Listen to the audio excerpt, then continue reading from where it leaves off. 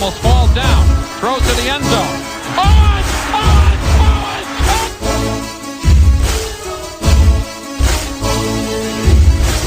It will change, and I'm not trying to tell you something. It's going to change. It's not like that. Okay, but I want you to understand where I'm coming from. It will change. And it will change because they wanted to change, not because of me. It will change because they want to be champions. Smith in the gun, the throw on his left hip. Third down, Alex takes the snap. Alex looking, got it, post, and it's good! Touchdown, 49! Vernon Davis with the play of his life. It all comes to this fourth down. 4th and 4 at the San Francisco 10. Ryan in a shotgun. Rodgers to his left. 3 receivers right. Ryan takes the snap. Looking, pressure, throws middle. Broken up by Navarro Bowman. And the 49ers silence the house.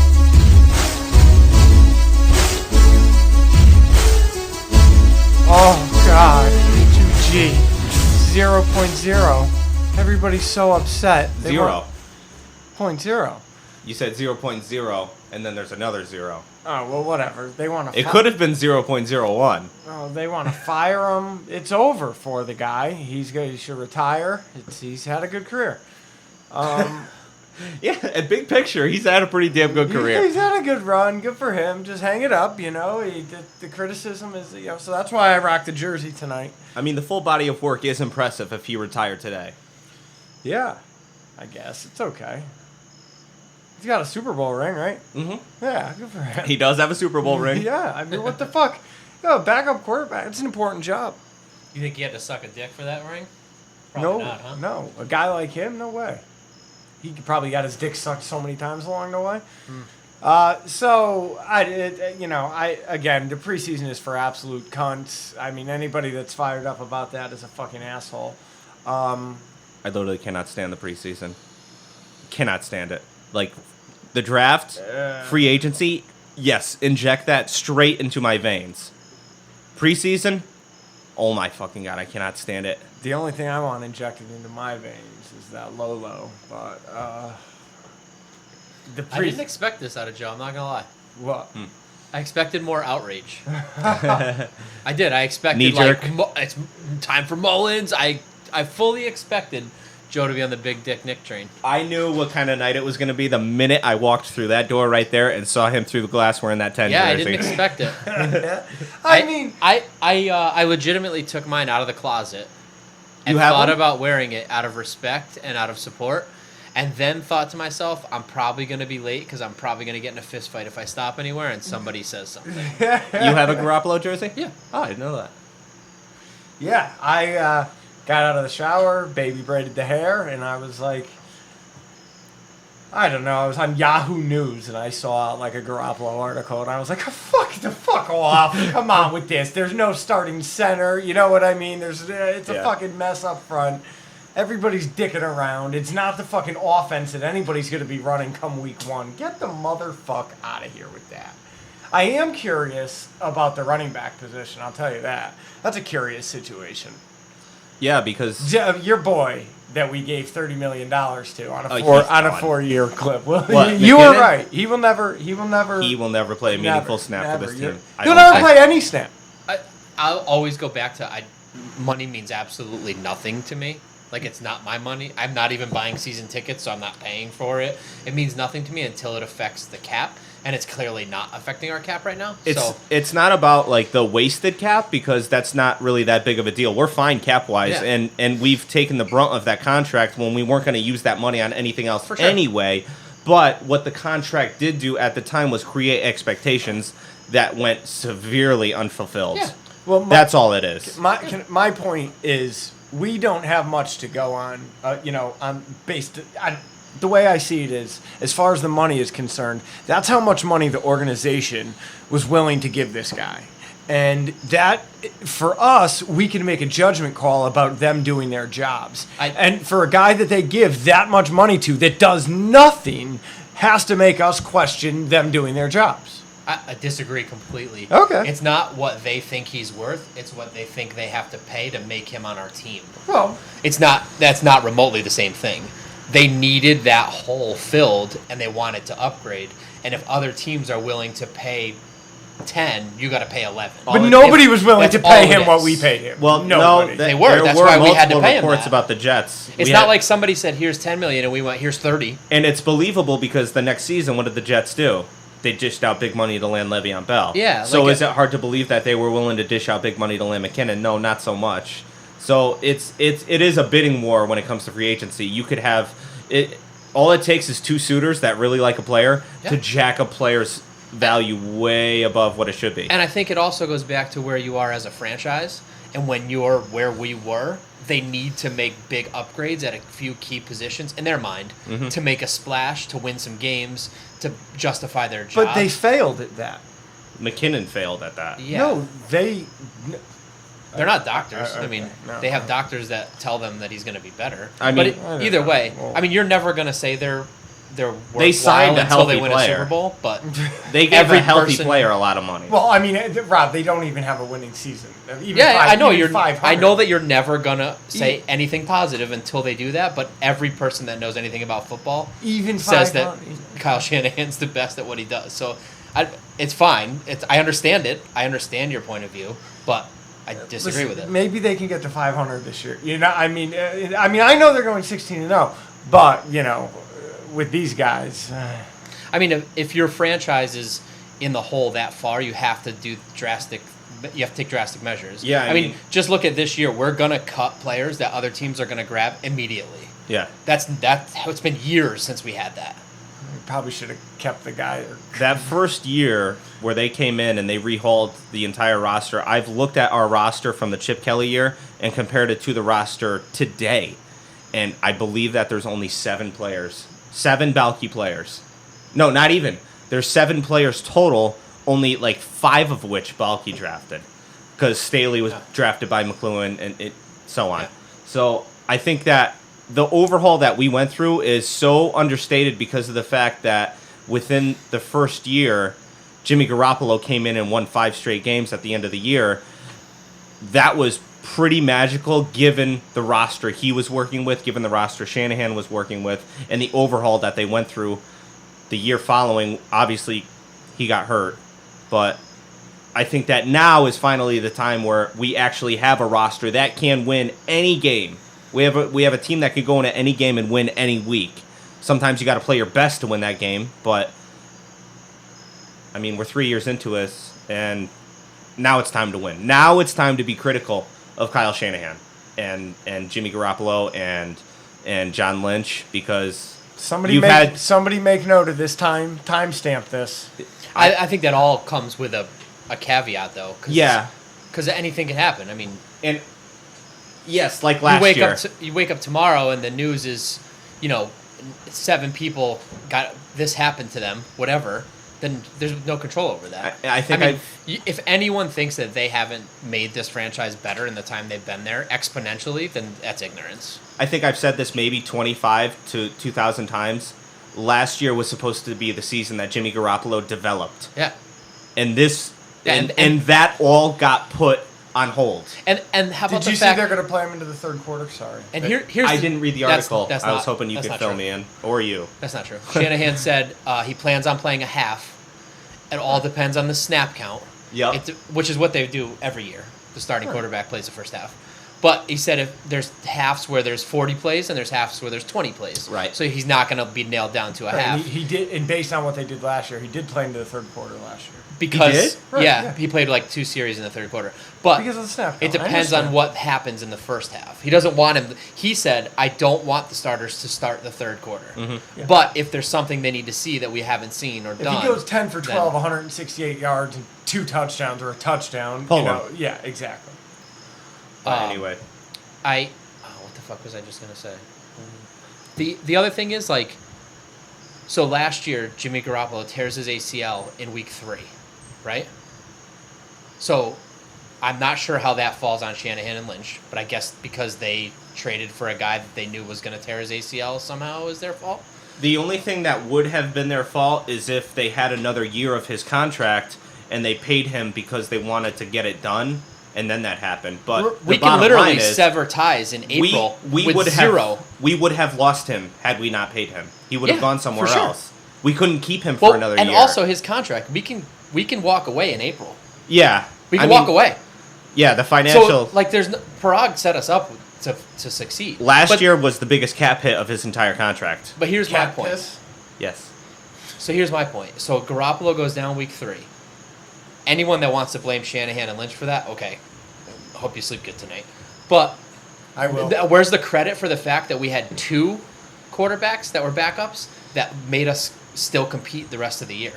Like, we didn't get blown out and lose every game with our second and third string quarterbacks. In fact, when we went to our undrafted quarterback, we were competitive and almost winning games and actually winning games. I think there was only 2 games the entire season that we lost by more than a touchdown.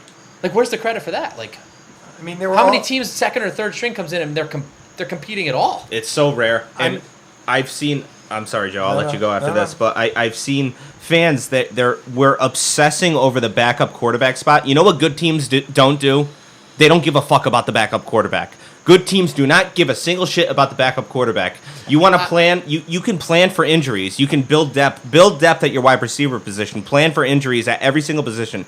Don't plan for injuries at the quarterback position, because the minute your quarterback gets injured, you're fucking done. I think that you're probably seeing that, though, because he's coming off an ACL. If he went out last week and led 2 touchdown drives, I don't think anyone would give a fuck about who's playing backup quarterback. Yeah. I think that's the only reason. And I think it's also because both of them played so well.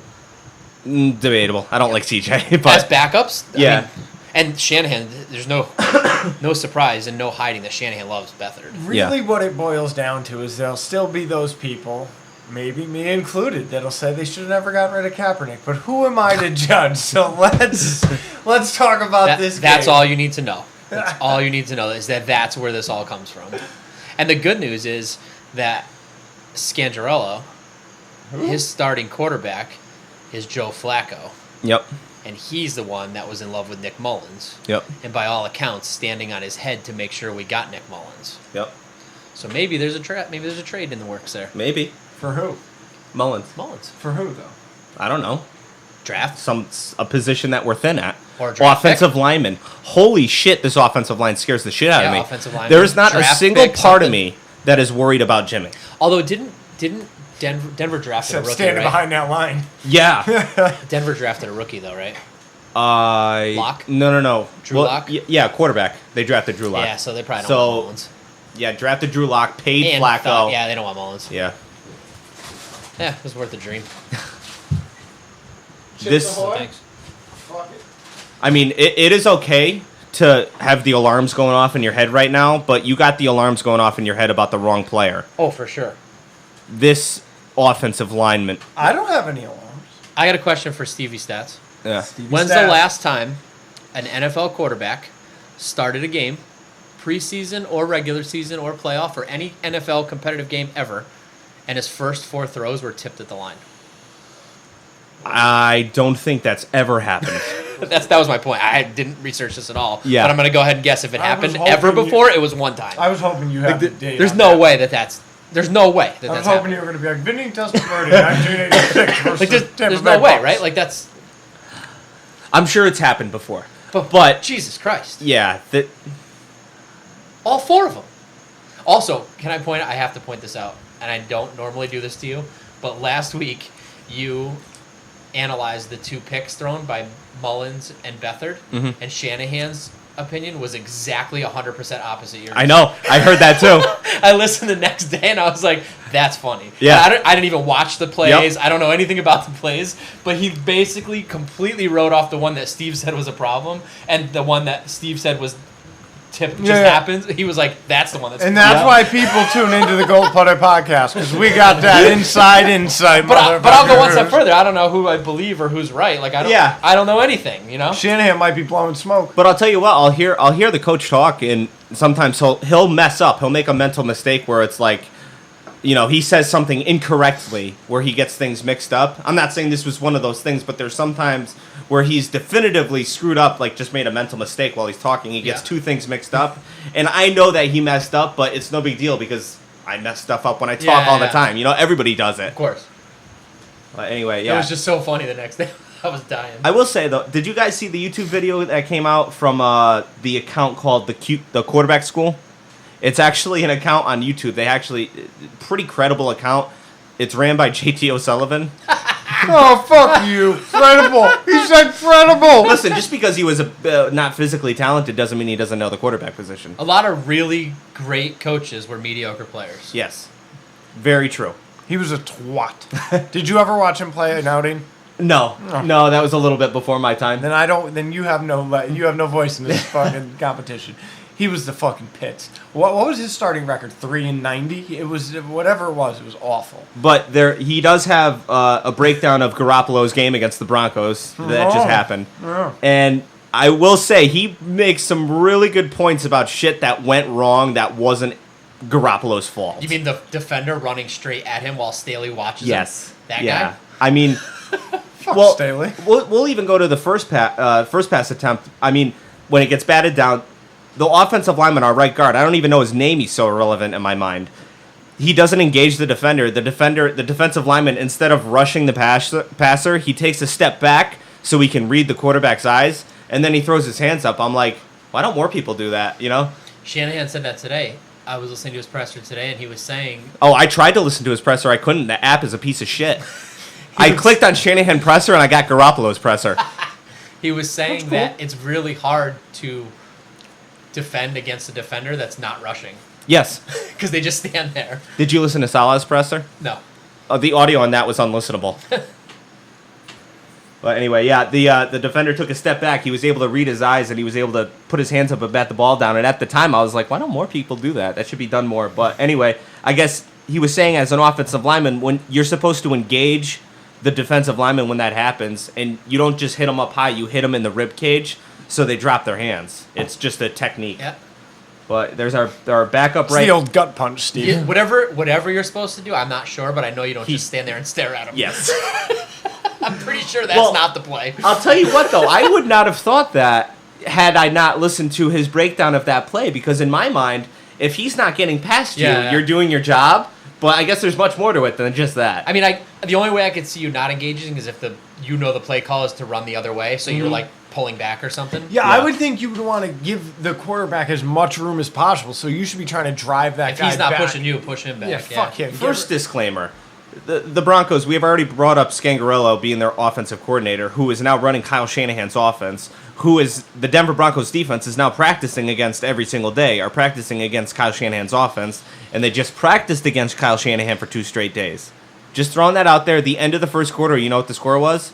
6-3. I would say 0-0. Yeah. There wasn't a single touchdown scored in the first half. So that It was tells all defense. Yeah. Oh, well, pin a rose on your nose. And also, I don't know if this is just me, but I would not be shocked if Fangio is still a little salty about getting passed up for the job for Tom Sula. I think he would be too, yeah. I think that's over the top, though. I think Fangio wants to be a good coach and wants his team ready for opening day. It would burn my ass, well, though. I'll tell you, you know what? Do you remember Singletary? Singletary schemed wins in the preseason. Singletary would go 4-0 in the preseason because he schemed his preseason games when good coaches don't scheme preseason games because you don't want to give up your shit. Yeah. But I think it's also a balancing act where you don't want to look like absolute shit in the preseason and get all this media heat on you, but at the same time, you could scheme some shit up and build some excitement and get some positive buzz going, make the players feel good, make yourself feel good. It's a balancing act. My take on Fangio is that he's like the old steady guy. Yeah. Like I would see it more from Shanahan if we were playing Washington. Like he's the young squirrely guy. Then I could see it from Fangio. I don't know because based on all the reports at practice last week was that the 49ers intensity level was leaps and bounds higher than the Broncos intensity level. If I'm a head coach, if I'm Fangio, I want my players to feel good about what they're doing. Maybe I'll throw a few things at you early on and have you make Jimmy Garoppolo look like shit and make you feel good about yourselves. Yeah, I mean, I have to feel like if Shanahan's smart enough to know that that's going on, though, and just flip the script and do it too. But then it's like, I know that you know Yeah. that. So. I don't know. I'm the- also, you know me, I'm less conspiracy theorist. Right. More road. Our starting, quote unquote, starting hold on. center. There's thunder here, people. Don't be scared if you hear it. Love thunderstorms. We got to let the people know. We got the windows open and we're rocking out. In case they thought we were in a war zone. That's we gotta, right. You know, clue them into that it's a thunderstorm. We are in Bridgeport, but this is the north end. So another one of the 6 pass attempts that Jimmy had on the day. Our starting, quote unquote, starting center, Ben Garland, gets shoved back about 67 yards right into Jimmy's Garland lap. can suck my taint. And he Really feels good. It's a nice pop. pass rusher Shelby's able to get his arms up. That's his second batted pass on the day. The offensive lineman allows a free rusher, which we talked about, and Jimmy's got to release it quick. And he threw it to 2 players that were occupying the same area. Breda went out on a flare route, and he curved towards Marquise Goodwin, who was standing right there. You had 2 offensive players within 3 yards of each other, which is just a poor play design or a miscommunication. And Jimmy had to get rid of it quickly. He just threw it in the area where 2 players were, and it was an inaccurate throw on his part. So, like, it was a perfect storm of shit that ended up in an interception. That was everybody's fault. Yeah. That was the one where Staley thought he had help. Yes. Yeah. That play was just an Defender was just abomination. wide open, never touched it by anybody. Are you just gonna skip over injuries, or are we gonna do them later? I was thinking second episode. Okay. And I've said, very confident after rewatching that. Watching it live was a train wreck because you can't really see what's going on, and Booger McFarland has no fucking clue what's going on ever. So watching it live, I was so perplexed by what I saw. I didn't watch the rest of the game that night. So can I fluff here? Yeah. Okay, so for the folks scoring at home, Daddy is having some pretty extensive dental work done, and I've been real fucked up for the past year, like fucked up beyond belief. So, but we think we got it figured out. We're on the right path. Regardless, last week Daddy was all fucked up, and he went to the dentist and he had some work done, and he was scheduled to have a root canal done on Wednesday, but it got brutal. The pain. Are you gonna tell the whole story in third person? Jesus Christ. He went to the dentist. He had some work done. What a fucking narcissistic, self-centered asshole. Yeah, I'm gonna do that. I can't even listen because the third he did this, he did that. I'm like, oh, wait, are we talking about someone else now? Oh, fuck. I just had no idea I was doing that, so I'm just gonna own it. But Whatever work he did, I don't think he went deep enough. No, I was. Oh, I don't know. He being the dentist, because Steve wouldn't refer to you in third person. Right. Or He would myself. say you. Yeah.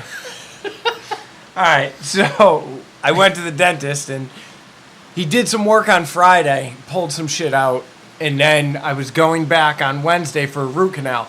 But Monday morning or Sunday night, the pain came back terrible. So we went to see him Monday morning, or Monday afternoon was the earliest that he could see me.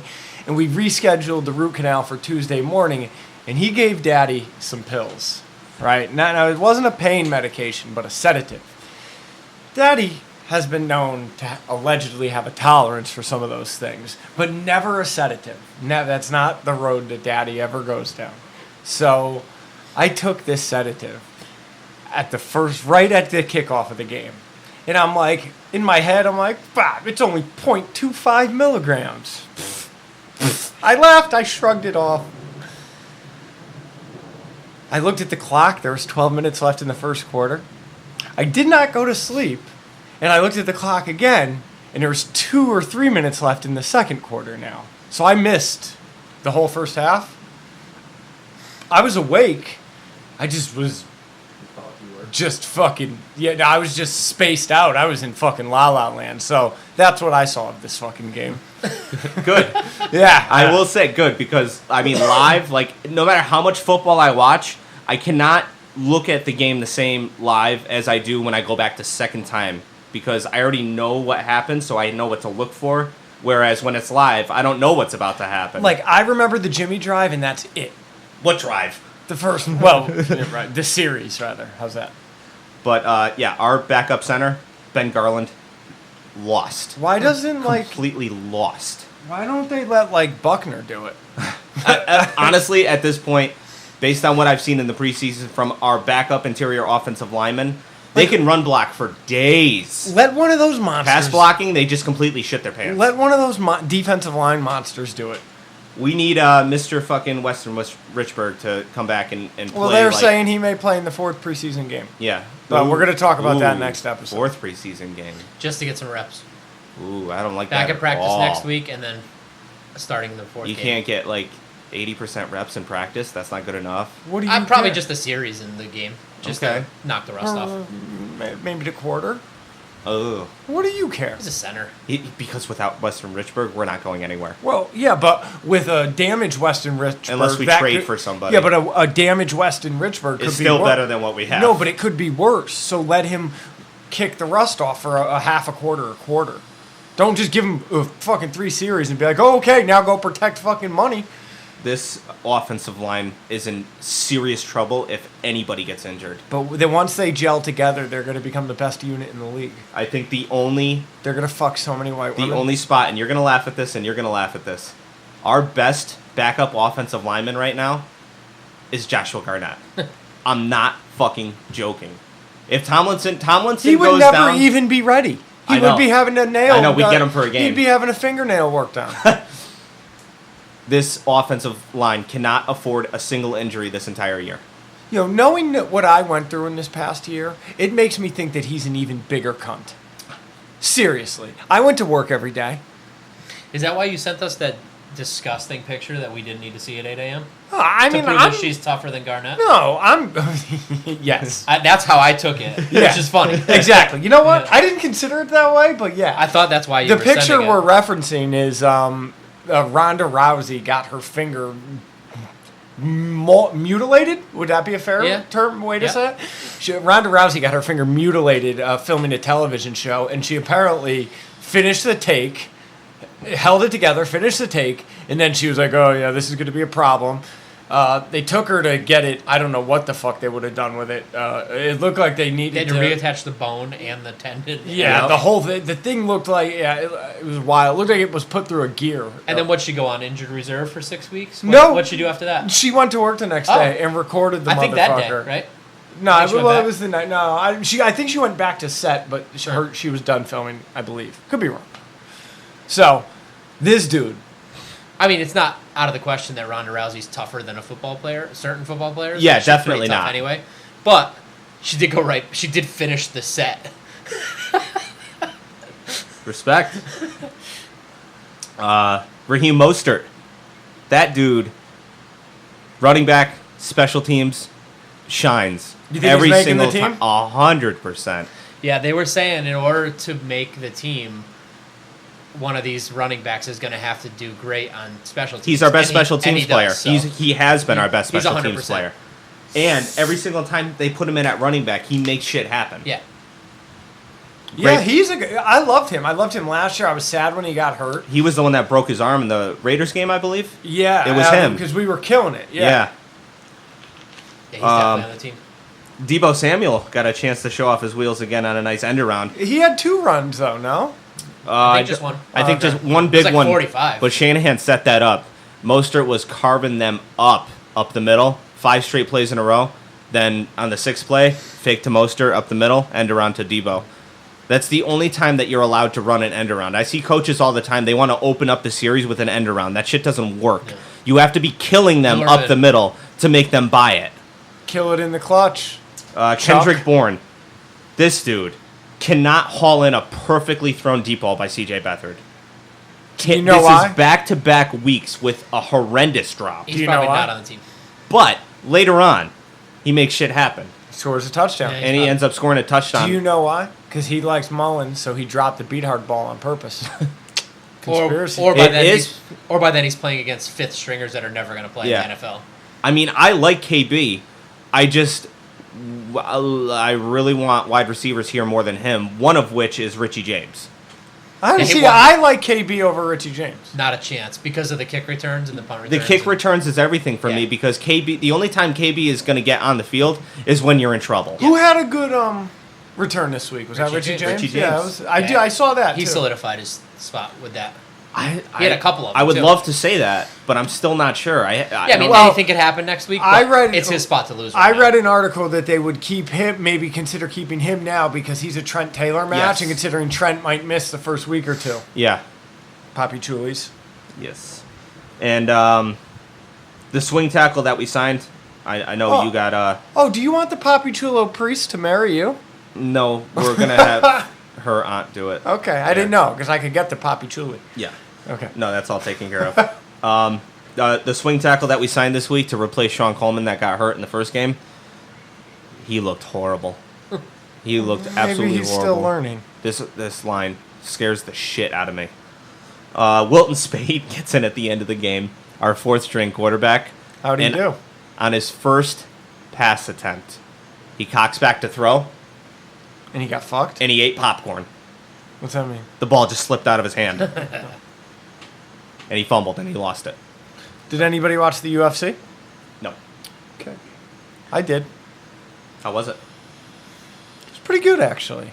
I watched the last 3 fights. That one guy got robbed. Yomiel Romero. He beat the fuck out of that other guy, and they gave it to the other guy. All right. I'm going to move on to the defense. That's fine. I don't have that much on the defense, to be honest. The few things that I Fuck picked you up... cutting me off for, then? I don't think that conversation was going anywhere. You're absolutely right. Sheldon Day is definitely a guy that I don't think that we should forget about. He would be a starter on half the teams in the league, but he is just buried behind loads of talent right now. Same with Ronald Blair. Ronald Blair would be a starter on probably 3/4 of teams in this league. He's a workhorse, man. Yeah, I He's like in the Ronald gym Blair a lot. Yeah. Sheldon Day was making some shit happen, pushing some guys around. Kwaski Tart opened the game up like a jackrabbit. Yeah, he had a good Fire. start to the game. I saw that, too. A lot of that too is the defense that we're running. Yeah. Because we're running this quote unquote wide 9 that everyone. Don't you The hate guy saying that- that? the guy that if I gotta started hear it- that one more fucking The guy time, that started it said that's not at all what it's called. Like Yeah. he's like, yeah, I don't know. Where that came Wait, from. say what? the wide The new nine. I'm defensive just so scheme sick Oh, of they're hearing running, that. that because of the defensive scheme that we're running, there's wider running gaps. So one of your safeties has to play in the box to fill those gaps, and Yeah. that's Tart. And that's why you see him in the backfield more, and you see him on all the running plays more. Gotcha. And I think it was Greg Cassell I heard saying that Jaquaski Tart is the perfect safety for that role. 100%. 100%. You just gotta stay healthy, dude. Yeah. Just stay healthy, please. Yeah, he definitely flashed that first drive, though. It was like first 3 or 4 plays, he was in on everything.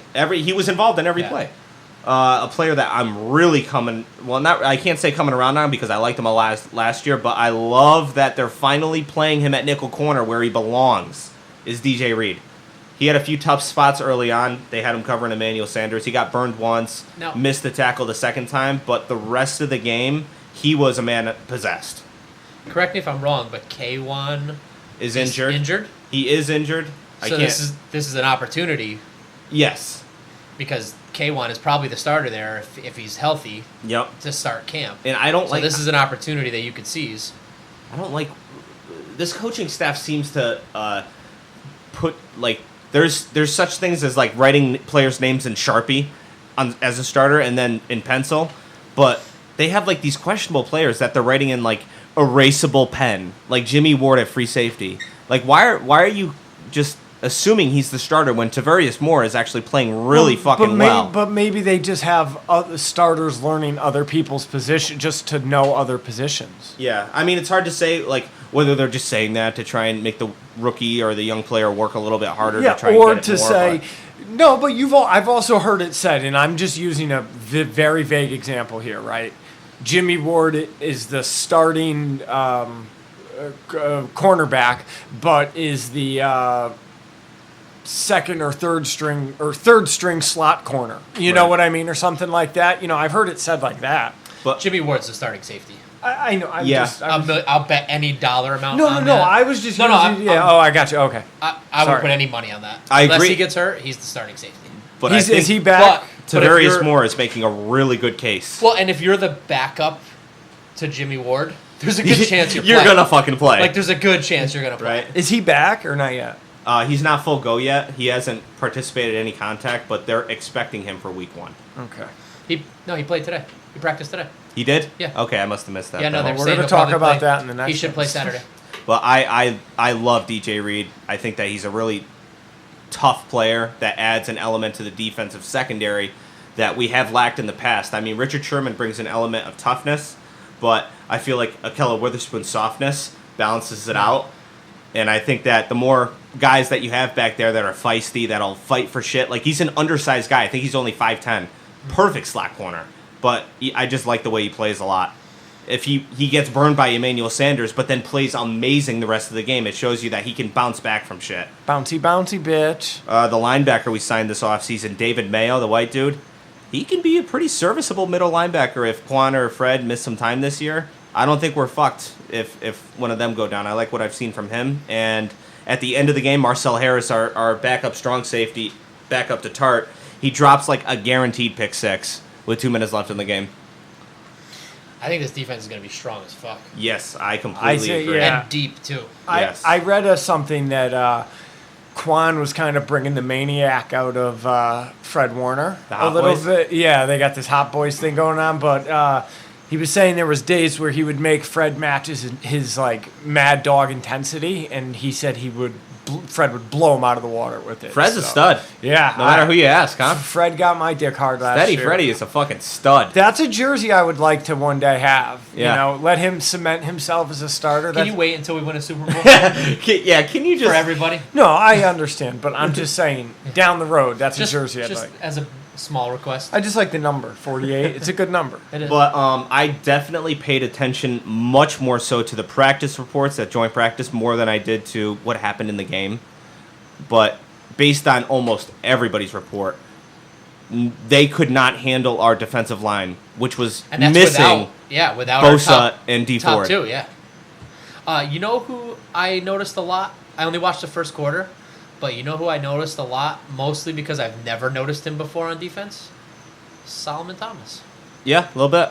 Did He's you all see over the the field. picture of him looking Yeah. jacked? He's at least close every time somebody gets tackled, which for a defensive lineman to get over to where the ball is, he's moving. He's working. I think what's going to get him out is all of the talent around him.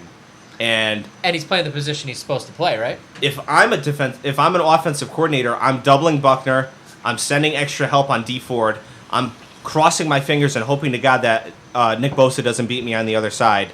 And Solomon Thomas is like the ultimate afterthought. But yet here he is, 3rd overall pick, has the draft pedigree, has the talent, just needs results, just needs some confidence in his game. It's coming. There was a picture of him from either the other night or practice where he's looking They say he's ripped. Like And he's like 270 ripped. Like inside the jerk, like his arm here was like fuck. I was like, what the fuck is that? And he's like a ripped 270. Yeah. It was Big boy. It was hot boy shit. Mitch Wishnowsky laying out a lick on the kickoff return. Everybody's dick is hard about that. Mitch Wish has given this team more in 2 preseason games than Bradley Pinion did in 4 years. Well, I let the record state. That was a clean, solid tackle, too. Yeah. Yeah. Let the record state. I called it from the beginning. Bradley did. Pinion's a fucking And it took creep. some balls after what we just went through with Pinion. So here's a question. Yep. Does the coach, after a play like that, do they tell him, don't do that again? They might. Did Sure. you hear his But like, explanation? it was a clean tackle. It wasn't like he put himself in the when kickers normally make a tackle, it's way more dangerous. Right, 'cause they they're try just to like do flopping it. in front of They're someone. standing still. But yeah, it's like some fucking goofy looking. It's like me trying to tackle an NFL player. Did you hear his explanation on it? No. So they said, well, Mitch, what the fuck, you know? And he's like, listen, he's like, I wasn't downfield trying necessarily to make a tackle. What I do is I stay back for a second and I look and see if there's any gaps. And I noticed there was one gap, so I said, you know what, let me just close that gap. So I closed the gap and I realized, oh, I'm going to have to make a play here. So, you know, you do what you got to do at that point. So point being, it's not like he was running down the field necessarily trying to make the tackle. He was just protecting himself, not his record or however you say, or his stats, you know. Right, but yeah. do you think after that play they go, don't ever go more than 10 yards forward? It's hard. I mean, because he's not the he's got some beef to him, right? Yeah. But if he goes down, then what? Yeah, I hear you. And I'll say this, like, after the draft happens, there's always reports of, like, perfect example is this year when the Giants took Daniel Jones 6 overall, when they had the 17th overall pick, too, where they could have taken him there. And then there's conflicting reports like, somebody else was going to take him, blah, blah, blah. And then there's reports like, I know for a fact nobody else was going to take him. Every single report from the draft beyond regarding Mitch Wishnowsky, from both sides, the 49ers side beat reporters and the Patriots side beat reporters, guaranteed that if we did not take Mitch Wishnowsky in the 4th round, the Patriots were taking him before we had our 5th round pick. I think he's a much better fit in if San he Francisco. made that tackle, Because the Patriots did take a punter in the 5th round. It was just the other guy that was relevant this year. if he made that tackle week 1 at Tampa, then everyone would be saying it was the best 4th round Right. draft pick punter in history. Yeah. Did you see they raised his Madden status because of that? No. Did they? Yeah, his power and tackle stats, apparently. All right, so we're going to wrap this one up because it's the off season and Daddy's having mouth surgery, so we want to rest me. So I'm not, we don't want to overdo me before the season. So email us at the We gold. want to rest me. We want to rest him. Yeah, that's right. We don't want to overwork him. Yeah. That's It's right. not. I don't care what time I get home tonight, but as long as Joe.